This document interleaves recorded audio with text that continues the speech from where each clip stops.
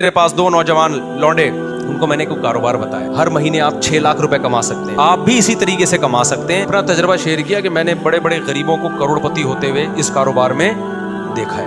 ہمارے نبی صلی اللہ علیہ وسلم نے کیا فرمایا؟ ایک صحابی آئے، دیکھو یہ ہے بزنس، ایک صحابی آئے بھیک مانگنے کے لیے، آپ نے فرمایا کہ تمہارے پاس کاروبار کے لیے کچھ بھی نہیں ہے؟ کچھ بھی نہیں تھا ان کے پاس۔ یہ جو میں نے اس بندے دو لونڈے لپاڑوں کو مشورہ دیا، یہ اسی حدیث سے اخذ ہے۔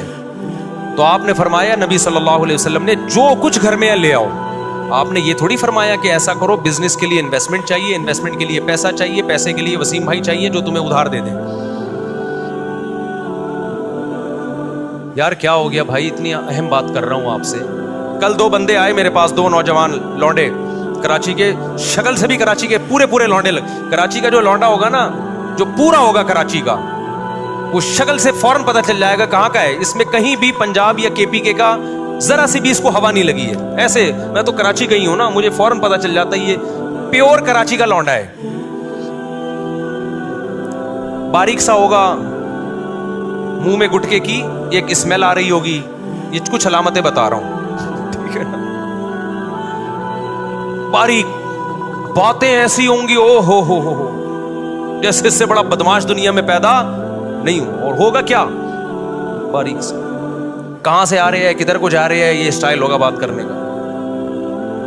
اردو کی ایسی کی تیسی کی بھی ہوگی اس نے۔ خیر ابھی میں زیادہ فضائل نہیں بتاتا، میں کراچی کے ہمارے اپنے لوگ ناراض ہو جائیں گے، بولے وہ صاحب کیا کر رہے ہو آپ۔ جو خاص کراچی کے علاقے ہیں نا، ان کی بات کر رہا ہوں۔ آپ تھوڑا اوپر کے علاقوں میں جاؤ تو پھر تھوڑا سا ڈیزائن چینج ہوتا ہے، لیکن جو خاص اسپیسیفک کراچی کے اصل علاقے ہیں، میں نام نہیں لوں گا۔ دو لونڈے آئے نا، کرپٹو کرنسی کے بزنس، دماغ کیا چل رہا ہے؟ میں نے کہا تمہارے پاس ہے کیا؟ کہہ رہے یہ جائز ہے ناجائز؟ میں نے کہا جائز ناجائز تو بعد میں، تمہارے پاس کرپٹو کرنسی میں خریدنے کے لیے ہے کیا؟ انہوں نے جو رقم بتائی نا، میں نے کہا اس میں 4-6 گٹکے آ سکتے ہیں۔ کرپٹو کرنسی تو ایک جوئے کی طرح ہے، ادھر سے اٹھا کے کروڑ پتی بنا دیا، ادھر سے جن کو گرایا ہے ان پٹخے ہوئے لوگوں کو بھی تو دیکھو، جن کو روڈ پہ لے آئی ہے۔ کہہ رہے پھر ہم کیا کریں؟ مجھے پتا تھا یہ کراچی میں پڑھائی کے علاوہ سب کچھ کر سکتے ہیں۔ یہ پڑھائی، کیونکہ بہت ہائی لیول کے اسکولوں میں جانے کے لیے ان کے پاس فیسیں نہیں ہیں۔ گورنمنٹ کے اسکولوں میں ہم مشورہ دیں گے تو ہمیں پتا ہے حشر کیا ہو جائے گا۔ ابھی صرف گٹکے پہ ہے، وہاں کس پہ آ جائیں گے؟ سٹے پہ آ جائیں گے۔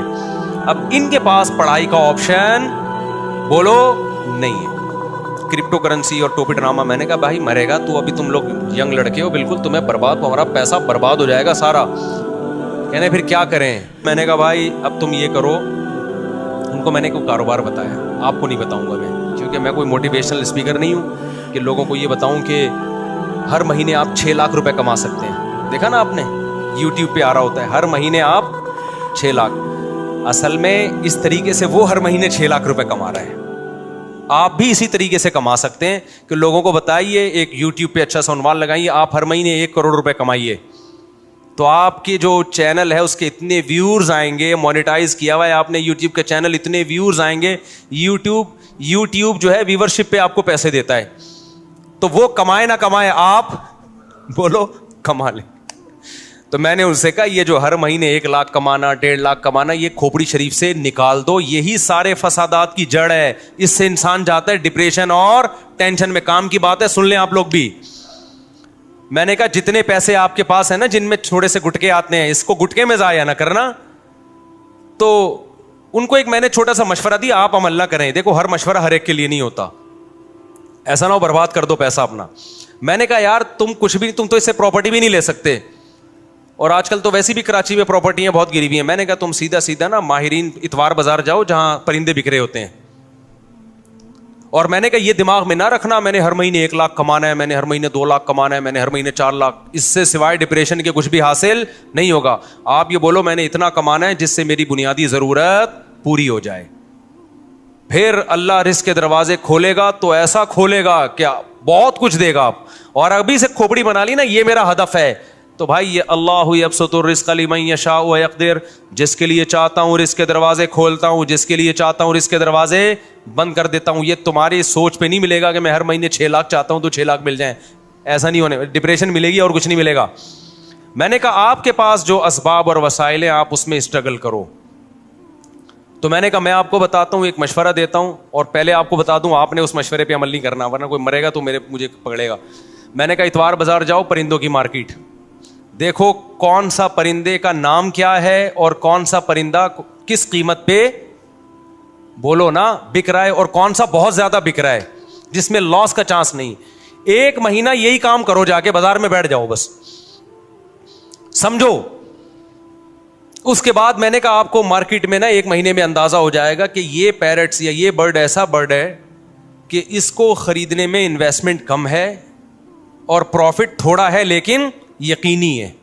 میں نے کہا وہ لا کے گھر میں ڈال دو, انڈے بچے پیدا ہوں گے, ان کو لے جا کے مارکیٹ میں بولو نا بیچ دو. سمجھتا ہے؟ تو میں نے کہا اپنا تجربہ شیئر کیا کہ میں نے بڑے بڑے غریبوں کو کروڑپتی ہوتے ہوئے اس کاروبار میں دیکھا ہے.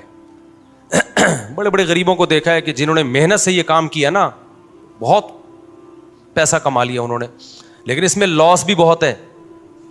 تو وہ پرندہ نہ خریدو جس میں لاس کا چانس ہو. سمجھتا ہے کہ نہیں سمجھتا؟ یہ جو پرندے آتے ہیں نا, یہ کیا نام ہے, چکس جو آتی ہیں, بلیک چک اور وائٹ چک آیا کرتی تھی ایک, یاد ہوگا اس کی قیمتیں آسمانوں پہ پہنچی ہوئی تھی. میں نے نہیں خریدی تھی اس دور میں بھی, میں نے اپنے گھر میں پرندے لے کے ڈالے ہوئے تھے برڈس, بزنس کی نیت سے. وہ سستے والے پرندے ڈالے ہوئے تھے, بہت زیادہ پیدا ہوتے تھے.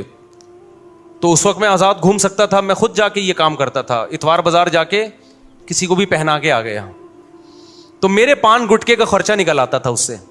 میں وہ پان کھاتا نہیں نا, گٹکا کھاتا ہوں. پان گٹکے کا مطلب میرے جتنے دائیں بائیں, اس وقت میری 3 تھیں معذرت کے ساتھ, تو میرے پان گٹکے کا خرچہ اس سے بولو نا نکل آتا تھا.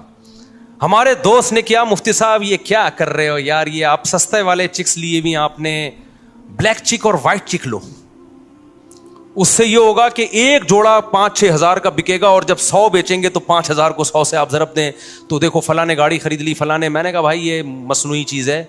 تو انہوں نے کیا کیا, کئی لاکھ روپے کا سیٹ اپ ڈالا, بلیک چک اور وائٹ چک کے انڈے بچے دے دنا دن ایک دم گئے, اتنا پیسہ آنا شروع ہوا. اس کے بعد بلیک چک اور وائٹ چک کی قیمتیں دھڑام سے جب نیچے آئی ہیں تو وہ بھی دھڑام سے کنویں میں چلے گئے, نیچے بھی نہیں. سمجھ میں آ رہا ہے کہ نہیں آ رہا ہے؟ بات نہیں آ رہی میرا خیال ہے. تو یہ جو جب آپ دماغ بنا لیتے ہو نا کہ ہر مہینے منتھلی اتنا, اور پھر کچھ موٹیویشنل اسپیکر جو بے وقوف ترین ہے وہ آپ کو الو بھی بنا رہے ہوتے ہیں, تو وہ آپ الو بن جاتے ہو. تو اللہ رزق اللہ کے ہاتھ میں بھائی. آپ حدیث میں آتا ہے نبی صلی اللہ علیہ وسلم نے فرمایا, نبی صلی اللہ علیہ وسلم کو جب 2 چیزوں میں سے اختیار دیا جاتا تھا نا, آپشن ہوتا تھا آپ کے پاس, ہمیشہ وہ آپشن اختیار کرتے جس میں نفع بے شک کم ہو لیکن نقصان کا اندیشہ نہ ہو, رسک نہ ہو اس میں. ہمارا نوجوان رسک لے کے پیسے نوٹ چھاپنے کی کوشش کرتا ہے. سمجھتے ہو کہ نہیں سمجھتے ہو؟ تو میں نے دیکھا ہے جو زیادہ کاروبار کی باتیں کرتے ہیں نا وہ کاروبار کرتے نہیں ہیں, اور جو کرتے ہیں وہ باتیں نہیں کرتے, وہ مارکیٹ میں جا کے بیٹھ جاتے ہیں. میں نے ایسے ایسے لوگوں کو دیکھا ہے, تھوڑے تھوڑے پیسوں پہ انہوں نے بزنس کیا اور اللہ نے کروڑپتی بنا دیا. اچھا وہ 2 لونڈے آئے تھے کراچی کے, وہ یہ بھی پوچھ رہے تھے مجھ صاحب ہم بڑی انویسٹمنٹ کے لیے ادھار لینا چاہتے ہیں کسی سے, تو ہم چاہتے ہیں کہ ادھار. میں نے کہا یہ حماقت کبھی نہ کرنا, جتنے پیسے تمہاری جیب میں ہے اس سے شروع کرو, ادھار کبھی بھی بولو مت لو, ورنہ یہ ہوگا کہ ایک نئی ٹینشن کھڑی ہو جائے گی. اپنے پیسوں سے جو کام ہوتا ہے وہ محنت کے ساتھ ہوتا ہے, دوسروں کے پیسوں سے جو کام ہوتا ہے میرے بھائی اس میں فری پھوکٹ کے پیسے ملتے ہیں, اس میں کام نہیں ہوتا. جب اپنے پیسوں سے ہوگا نا کہ میرے گٹکے کے پیسے تھے, آج میں گٹکا بچا کے نہیں کھا رہا, گٹکا تڑپ رہی ہے جان, وہ جب انویسٹ کرے گا تو 100 دفعہ سوچے گا, ایسا نہ ہو کہ کل